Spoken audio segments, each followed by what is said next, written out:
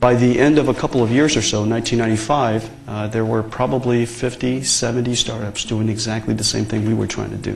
And over time, we competed with about 200 companies. NVIDIA today is the only surviving computer graphics company in the world. 엔비디아라고 하면 모르는 사람이 없을 정도로 유명한 회사죠. 미국 주식 살라고 뭐부터 사야 돼? 라는 질문엔 항상 빠짐없이 등장하는 종목도 엔비디아니까요. 영상 속 젠슨황은 현재 엔비디아 CEO로 2011년 스탠포드 대학교에서 강의하는 내용 중 일부의 모습입니다. 젠슨황을 형용하는 말들이 정말 많은데 몇 가지 말하자면 전 세계 AI 시대를 만든 남자, 컴퓨터 패러다임을 완전히 뒤집은 사람, 게임 그래픽 칩을 만들던 회사 하나를 단숨에 세계 시가총액 1위 기업으로 끌어올린 CEO, 그 사람이 바로 젠슨황입니다. 대만에서 태어나서 미국으로 이민와 식당 뒤에서 접시만 닦던 아이가 지금은 AI 국가들의 운명을 결정하는 인물이 된 겁니다. 그는 1993년 30살에 엔비디아를 창업하게 됩니다. 근데 웃긴 건 비즈니스에 대해 완전 무지한 사람이었다는 거예요. 단순히 3D 그래픽이 PC 세상을 바꿀 것이다 라는 믿음 하나로 창업을 시작하게 된 거죠. So I was 30 years old and I'd never taken a single business class and I've never taken any marketing classes and I've never used, at the time it wasn't PowerPoint, it was called Persuasion. On the Mac it was called Persuasion. I bought a Mac. I could use Persuasion, and then I tried to create a company presentation to take it to venture capitalists. We started. My first official day of work was my 30th birthday, February 17th, and we got the company funded. And so once we got started, the question is, what are we going to do? You know, how does it all work out? How do we start the company? And so we met every day, the three of us. In one of the founders' townhouse in Fremont, and we would get together, and there would be nothing to do. I mean, what do? You get three guys get together, you just talk. So what did you guys do last night? What did you have for dinner? I mean, so you talk about that for about 6 months, okay? And the big event of the day would be, hey, where do you guys want to go for lunch? And so, Philly cheesesteak today, or Chinese food tomorrow, or whatever. That would be like a big deal. And then after a while, it was like, could you put some donuts in the fridge in the morning for when we come? I mean, so that would be a big deal for a while. And so that lasted for a few months, just the three of us like that. I know it sounds pathetic, but it's true. Because at that time, I'm reading about books on how to start companies, and I'm trying to figure out, how to go raise money, and what's a venture capitalist, and how do you incorporate the company, and so those kind of things. Pretty soon, I met a lawyer. Went to a law firm called Cooley Godward, and they helped us incorporate the company. The amount of money that he says, we need some money from you, so that we could price the shares, and also to incorporate the company. So he says, how much money do you have in your pocket? I said $200. So he says, okay, give me $200. I gave him $200, and 15%, I think it was 20% of NVIDIA.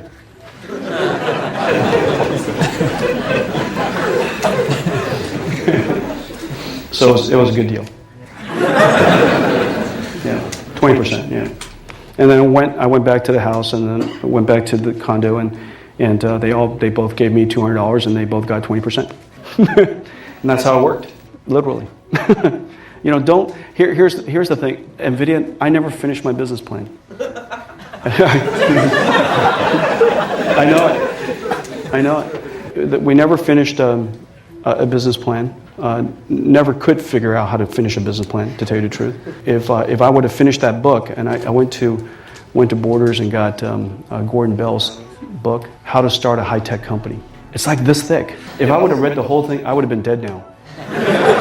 We would have run out of money, ran out of time. And so I read the first 3-4 chapters, and I got to go to work.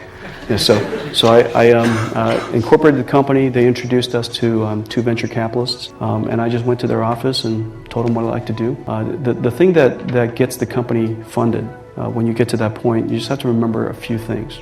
VCs don't invest in business plans because business plans are easy to write. I couldn't write it, but other people could, right? And so they invest in this, in great people. So the question is, do they trust you? Your reputation matters. Your history matters. Because I had done so much work with Andy Bechtolsheim, which was and worked with the founders of Synopsys and LSI Logic, you know, we were all very successful and we did good work. Your reputation will precede you, even if your business plan writing skills are inadequate. And the second thing is you need to have a vision that's sufficiently large to invest in, because their statistics, their probability of success is rather low. And if they need to put in $10 million, if the market's only $20 million large, they'll never get that $10 million back with reasonable return. But if it's a $200 billion market, then of course it's a rather different thing. Okay, so the size of the market. And they want to know that at least there is a clever idea that the market has never done before. So that last part is probably second, last. I said it last because also I think it's the least important. You might have to reinvent yourself over time. If you want to reinvent yourself, you need to have great people. That's why great people is so important.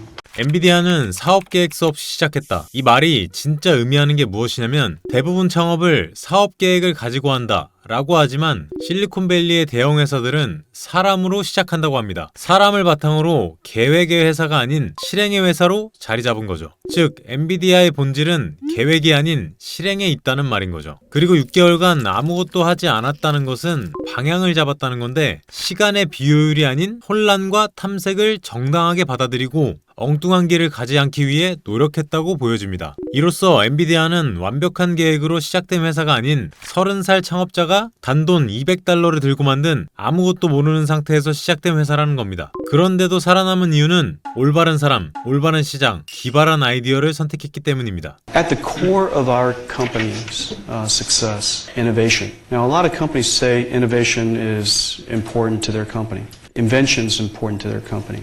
However, I don't believe you can fundamentally say that innovation, that you want as a CEO to nurture the spirit of innovation, to encourage innovation, unless you have a culture of risk-taking. We have to encourage all of our employees to take calculated risks. In order to encourage them to take calculated risks, first of all, you have to teach them how to do that. That's a skill, a matter of skill. Then the second part of it is a matter of courage. Most people hate to fail. Do you guys agree with that? Unless you guys want to be successful, let me say it the positive way. If you want to be successful, I would encourage you to grow a tolerance for failure, to develop a tolerance for failure. Now, when I mean a tolerance for failure, I don't mean, gee, what Jensen just told me is sleep in until noon, okay? Don't do any of my homework, flunk out of all my classes because that defines failure, right? That's not what I said. What I'm trying to say, I want you to try things even though it is impossible to calculate precisely that it would lead to success. That your instincts, your intuition is something you ought to follow. If it wasn't because of following my own instincts or the founder's instincts or many of our employees' instincts, why would we be where we are today? And why would we have invented things that the market's never had before, the world's never had before? So you have to have this culture or a tolerance for risk-taking. But the thing about failure is this. If you fail often enough, you actually might become a failure. And that's different than being successful. And so the question is, how do you teach someone how to fail, but fail quickly? And to change courses as soon as you know it's a dead end. And the way to do that is we call it intellectual honesty. We assess on a continuous basis whether something makes sense or not. And if it's the wrong decision, let's change our mind. And a lot of people say CEOs are always right and they never change their mind. That doesn't make any sense at all to me, especially when it violates the first principles of what we want the company to become. An innovative company that invents amazing things, that solves problems for the world that it sometimes didn't even know it had. If you want to do that, then you have to cultivate that tolerance for risk-taking, and you have to then teach people how to fail, but fail quickly and inexpensively, and how to be direct with each other that this is the wrong approach and what's the better approach, and then be flexible enough to change courses and quick. And so that type of culture, if you will, in today's, if you guys were to start a company and you were building a website with an internet service of some kind, internet-based service of some kind, with the competition coming from all over the world, and it's 24/7, and ideas take no time to experiment. A particular website or a particular company could be throwing ideas out into the world 20 a day. And so unless you are thoughtful about risk-taking and being able to change your mind, reacting to the market conditions, and being flexible, how are you going to stay alive? And so you could almost see what I just described in the nature of older companies and the nature of the newer companies. The modern companies, if you guys, I'm sure you guys all go to Google's website, almost every single application's in beta form. They're trying all kinds of stuff, right? If they call it production and it doesn't work well, you guys would just be upset at them. So they call it beta, so that they could try a lot of things. And if it fails, take it out. If it's bad, take it out. If it works, do more. Innovation requires a little bit of experimentation. Experimentation requires exploration. Exploration will result in failure. Unless you have a tolerance for failure, you would never experiment. And if you don't ever experiment, you would never innovate. If you don't innovate, you don't succeed. You'll just be a dweeb. That's it.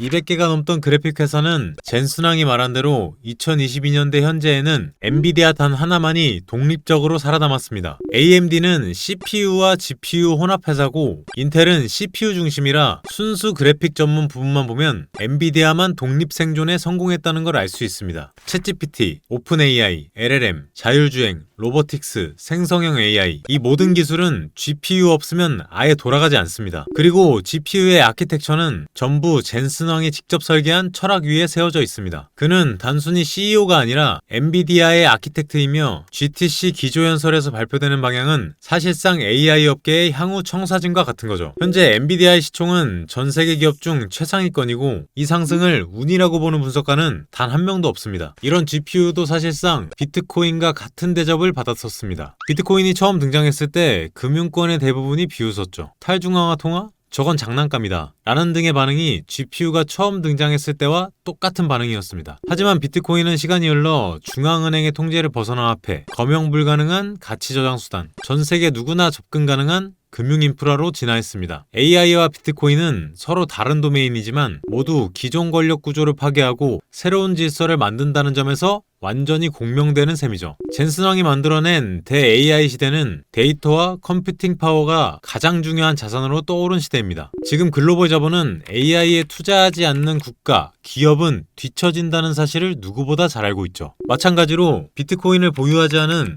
국가, 투자자 역시 뒤처진다는 흐름이 빠르게 확산되고 있습니다. 두 시장은 서로를 밀어올리며 같이 성장하는 구조로 수렴하고 있다고 생각이 듭니다. 여러분들의 생각은 어떠신가요? AI 시대는 여기까지인 건지, AI는 아직 시작도 안 한 건지 여러분들의 생각을 자유롭게 댓글로 남겨주시면 감사하겠습니다. 그리고 영상 더보기란에 지미의 텔레그램 방에 들어오시면 매일매일 돈이 되는 다양한 양질의 정보글이 올라오니 꼭 들어오셔서 많은 도움 받아가시면 좋겠습니다. 구독, 좋아요, 알람 설정 부탁드리면서 다음엔 더 유익한 정보 가져오도록 하겠습니다. 감사합니다.